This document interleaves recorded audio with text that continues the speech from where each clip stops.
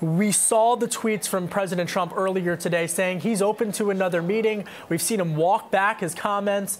What do you make of all of this? Are you satisfied? Oh my gosh, there's a lot to make of all this, isn't there? Look, I think him having another meeting with Vladimir Putin is probably a good idea.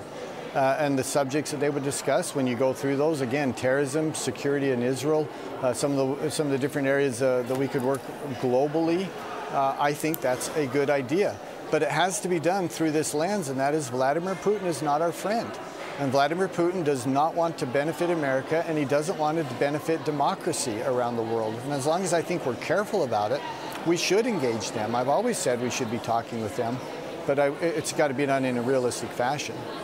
Speaking of that, last night, the president giving an interview to CBS, seemingly saying that he does have confidence in the U.S. intelligence community and what they've done and the findings that they found that Russia did, in fact, try to hack into the U.S. democratic institution system.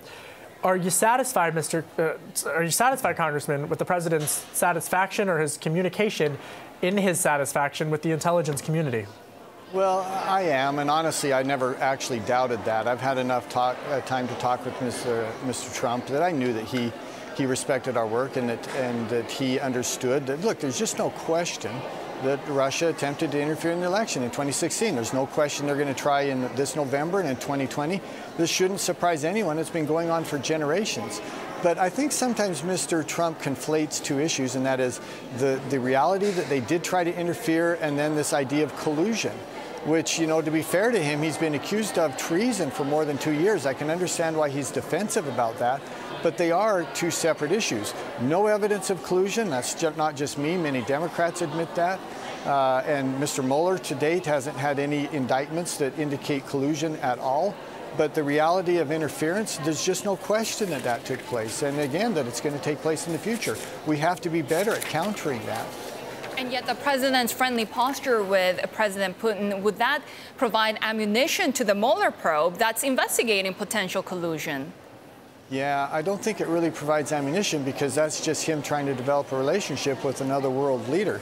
But it does provide for those who have such animosity and such visceral dislike of this president, it does provide them with ammunition saying, well, he appears to be favoring Russia. But look, once again, we should have conversations with the world leader, just like we should with President Xi, just like we should with, you know, any one of our friends or adversaries.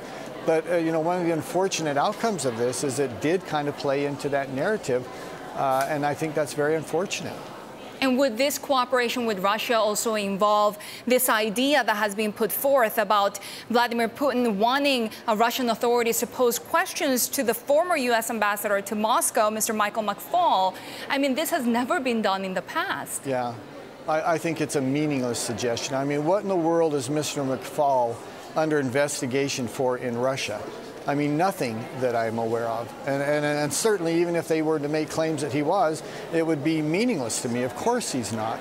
And at the same time, there's no way in the world that Vladimir Putin is going to allow Mr. Mueller's investigators to go to Russia and have meaningful conversations with these people that are under indictment. There's no way in the world he's going to allow a free and open investigation into those Russian citizens. I think there would be virtually nothing accomplished by either one of those conversations taking place. Then why so many mixed messages? That's what I think folks, Republicans, Democrats, everyone I've spoken with since I was in Helsinki and coming back, I mean, why is the White House putting out so many mixed messages, but on policy, whether it's Nord Stream 2 or not lifting Crimea sanctions, keeping in line, but on this issue of the investigation, it's all over the map? Yeah. I mean, I wish I knew the answer to that question, and it's unfortunate, and it makes my job much more difficult. Again, I know the president. I know that his interest is in protecting America's interest. I know that he's willing to confront Russia. That's why he's there encouraging NATO and to increase their defense spending, our own defense spending, the sanctions, sending weapons, kinetic weapons to the Ukraine. This president has been very, very firm on Russia. And yet when it comes to messaging over the last few days, it has been confusing. And I think he attempted to restart that yesterday. I think that was helpful. And hopefully now we can just move on.